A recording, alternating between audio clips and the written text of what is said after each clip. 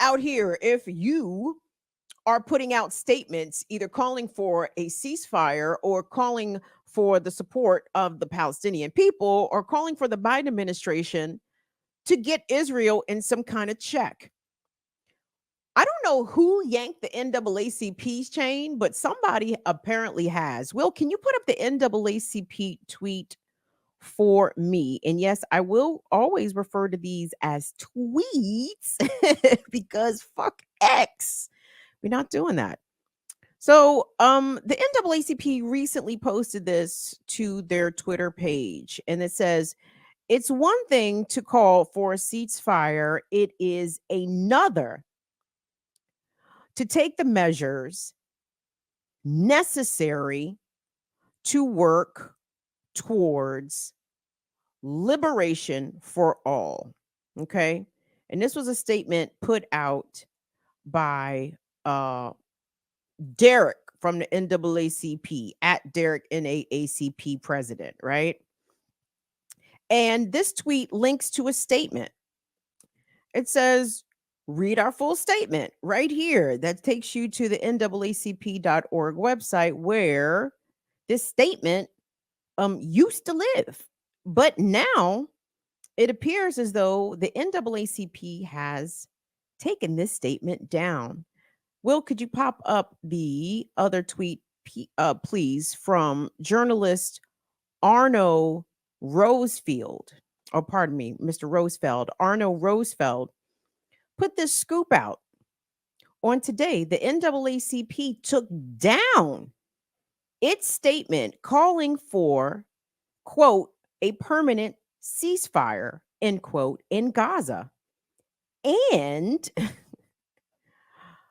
an end to weapons shipments to Israel. Oh, that's Big Arrow. So they took this down late Thursday night. Now, it's interesting because this happened just hours after they widely promoted this statement, right? They promoted this new statement that they had, that they posted on their website, that they were advocating for a permanent ceasefire. They were also trying to ask or pressure the Biden administration to cease its weapons shipments. It was all good just a couple days ago, and now the statement is no longer on the website. That tweet that we just saw from the NAACP, as of this afternoon, it still remained on their Twitter account, but the link to the full statement is dead. What do y'all think, y'all? Y'all think Joe Biden or Corinne Jean-Pierre? Who made that call? Biden might have made the call himself, because I can hear it going something like, I've always been good to you people. It's coming out some version of that. You know what I mean? Like I stood next to Barack. How could y'all do this to me, NAACP? Wow. Wow, that's good, Will. Thank you. Who do you guys think got in the NAACP's hind parts, as it were? Who got in them hind parts? Because that is actually a very quick about face with no explanation.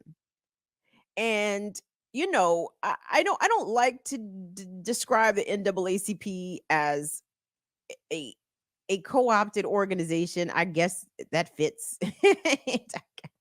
Maybe, I mean, and I'm thinking co-opted from maybe the years of Thurgood Marshall in them, but mm, mm,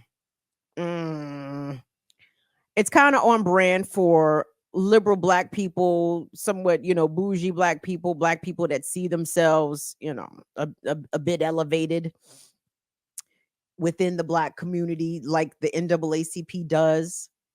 It's a heritage organization. It's a legacy organization. But at the same time, very generational, right? Saying that you're down with the NAACP doesn't have doesn't necessarily hold the same sway with the kids in 2024 as it may have in 1964, 1974, maybe. So you're not winning no favors. You're not winning no friends in NAACP by stepping away from that statement calling for a full ceasefire and for an end to weapons shipments to Israel. because it's very obvious that the NAACP is basically an apparatus for the Democratic Party, for the DNC. They're basically a get out the vote organization, right? Oh yeah, they're gonna help turn out the vote for Joe Biden. But I guess that's all they can do. They can't advocate on behalf of Palestinians. They can't speak out against a genocide without being made to quietly walk those statements back. Well, you could take that down, Will. Thank you. Very interesting things happening stateside, everybody.